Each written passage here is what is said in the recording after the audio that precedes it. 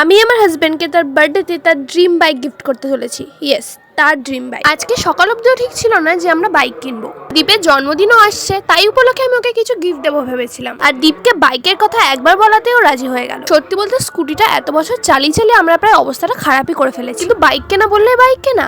আমাদের যখনই মাথায় আসলো সেদিনকে আমরা গেলাম শোরুমে সমস্ত কিছু জিজ্ঞাসা করবার জন্য। সমস্ত কিছু ভাবনা চিন্তা করার পর সকালবেলা ঠিক করলাম বাইক কিনবো, সন্ধ্যেবেলা গিয়ে বাইক কিনতে চলে গেলাম। তবে ব্যাপারটা কিন্তু অতটা সহজ না। একটা জিনিস কেনার আগে সমস্ত ভাবনা চিন্তা করে কিনতে হয় যে আমরা আদৌ পারবো তো। তবে আমরা পেরেছি। এটা শুধু একটা বাইক না, অনেক ছেলের কাছে এটা স্বপ্ন।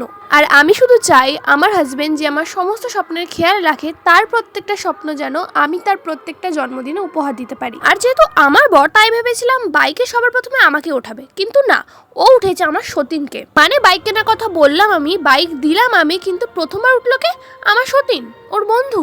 দুজনের ভালো মতো ফিল্ডিং সেট করতে হবে এবারে। কিন্তু বিশ্বাস করো, এত সব তাড়াহুড়োর মধ্যেও আমি শুধু দেখছিলাম ওর মুখের হাসি। দিন শেষে এটার জন্যই তো সমস্ত কিছু করা। আর এই যে দুই বন্ধু একসাথে প্রায় একদিনের ডিফারেন্সে সেম দুটো বাইক কিনেছিল একই শোরুম থেকে। আর যারা কথায় কথায় বলতে পারে যে ছেলেটার টাকা আছে তাই মেয়েটাকে এত খুশি রাখে, তাদেরকে বলি, যার সাথে বছরের পর বছর সমস্ত ভালো মন্দ সময় দেখে টিউশনির টাকা জমিয়ে মাত্র 2 কাপ চায় দিনের পর দিন কাটাতাম, আজ সেই মানুষটা যদি লাইফে সাকসেসফুল হয়ে আমাকে ভালো রাখে, তাহলে ক্ষতি কি? আমার বর আমাকেই ভালো রাখবে, তোমাকে তো রাখতে যাবে না। আর হ্যাঁ, এটা আমাদের দুজন সত্যি একে অপরের হাত ধরে অল্প অল্প করে নিজেদের ড্রিমস পূরণ করা, নিজেদের সাকসেস অ্যাচিভ করার মতো খুশি আর কোনো কিছুতে নেই।